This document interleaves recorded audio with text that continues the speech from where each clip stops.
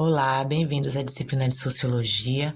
Hoje nós vamos dar continuidade ao tema, só que agora explorando dois novos conceitos. Eu selecionei várias fotografias que é para a gente relacionar esses conceitos com o estudo dessas imagens. Espero que vocês gostem.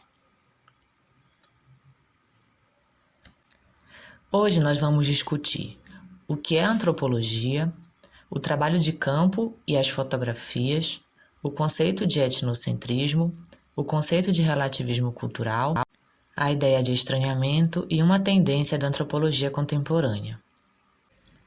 Na aula passada, nós vimos que o conceito de cultura passa a ser central entre os intelectuais europeus, que utilizam esse conceito para explicar as diferenças entre os povos no contexto dos processos de colonização.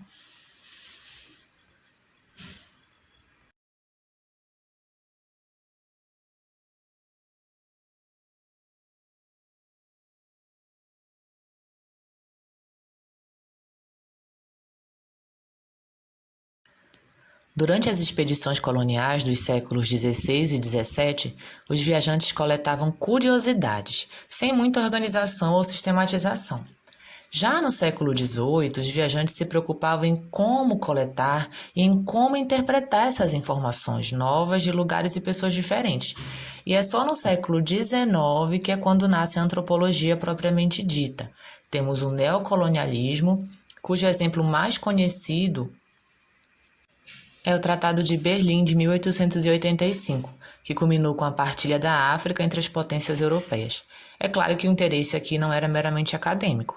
Havia uma intenção clara em conhecer para melhor dominar os territórios conquistados.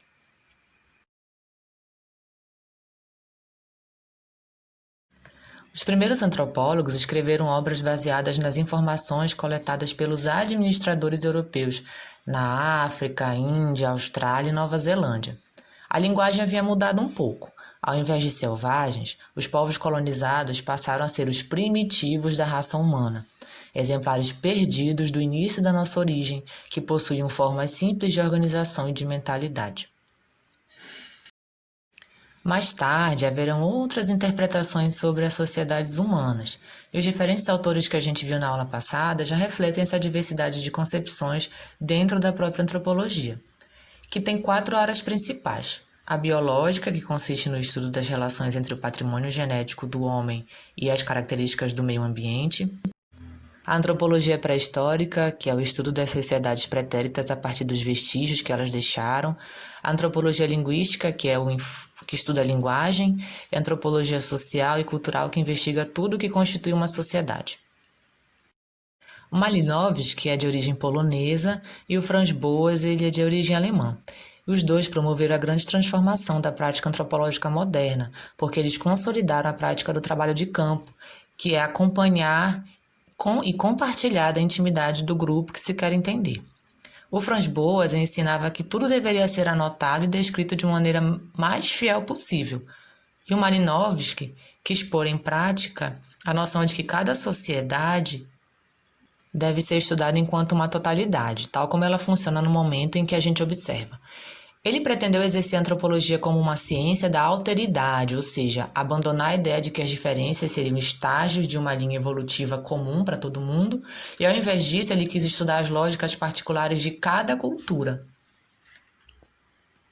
Nesses contextos, a imagem não era pensada como uma representação ou algo criado.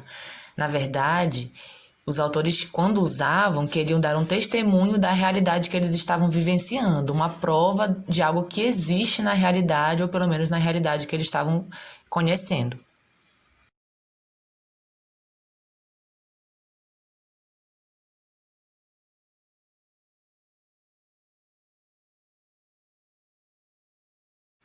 Esse homem branco das fotografias é o Malinowski. E olha como ele usou as imagens. Mais tarde, se descobriu que ele pedia que as pessoas ensinassem essas situações que ele julgava importantes. E embora sua pretensão fosse a de representar o real, ele promovia essas cenas, sem deixar isso explícito no seu livro.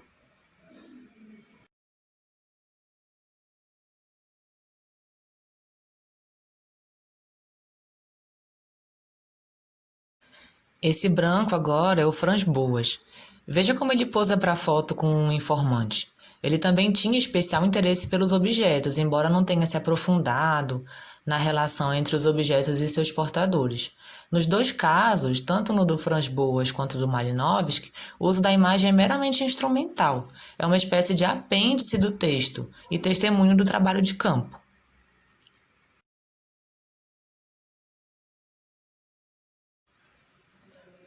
Esse é um caso de fotografia que representa um conceito com bastante clareza. Aqui, o administrador belga, esse branco alto, toma a si mesmo como referência para medir o outro, uma postura claramente etnocêntrica.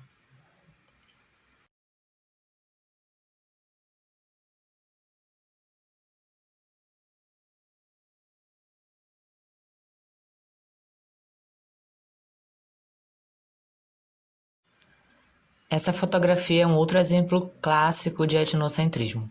Veja que pelo ângulo da foto, tirada assim de baixo, numa posição que chamamos de contre-plongée, dá uma sensação de superioridade ao europeu e de inferioridade aos pigmeus.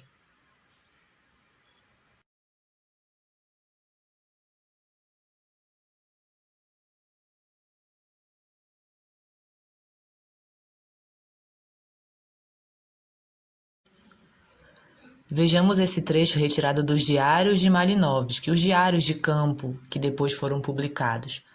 Esse trecho foi muito criticado.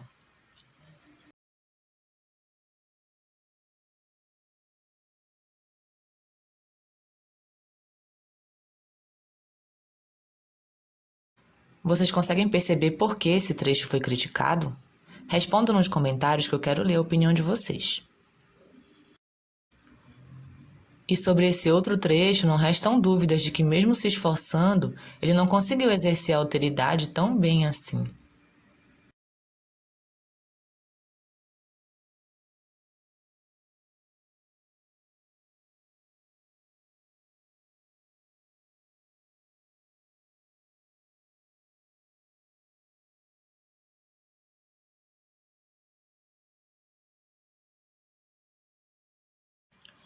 Vejamos agora o antídoto ao comportamento etnocêntrico. Trata-se do relativismo cultural. Essa imagem compõe um ensaio fotoetnográfico sobre a relação de uma comunidade com suas plantas e suas roças. Nessa comunidade, a roça tem um papel muito importante, e o autor desse ensaio buscou justamente capturar os momentos de cuidado com a roça e os processos que surgem dela. Veja que é uma foto respeitosa e foca no que é essencial para essas pessoas, além de exprimir sensações que o texto não é capaz de expressar.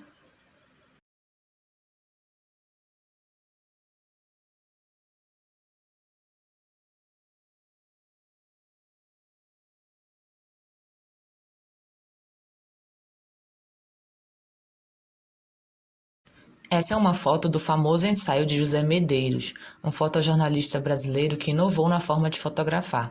Ele fez o primeiro ensaio sobre o candomblé no Brasil. Ele quis capturar a devoção das iniciantes dessa religião, de forma mais objetiva e sem preconceitos, valorizando a tradição e a beleza dessa religião.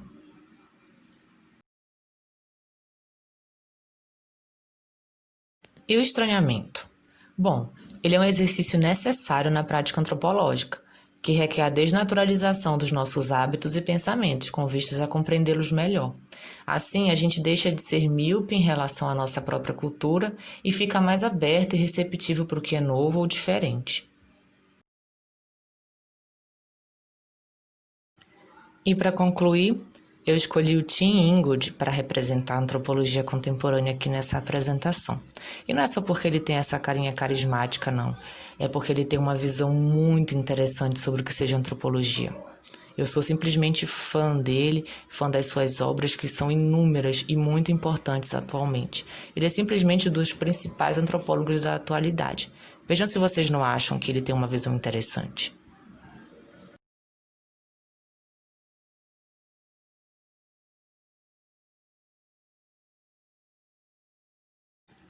Não é uma verdadeira lição de como lidar com a diferença atualmente? Bom, eu acho que sim. E é com essa mensagem que eu quero concluir a aula de hoje. Espero que tenham gostado. Até a próxima.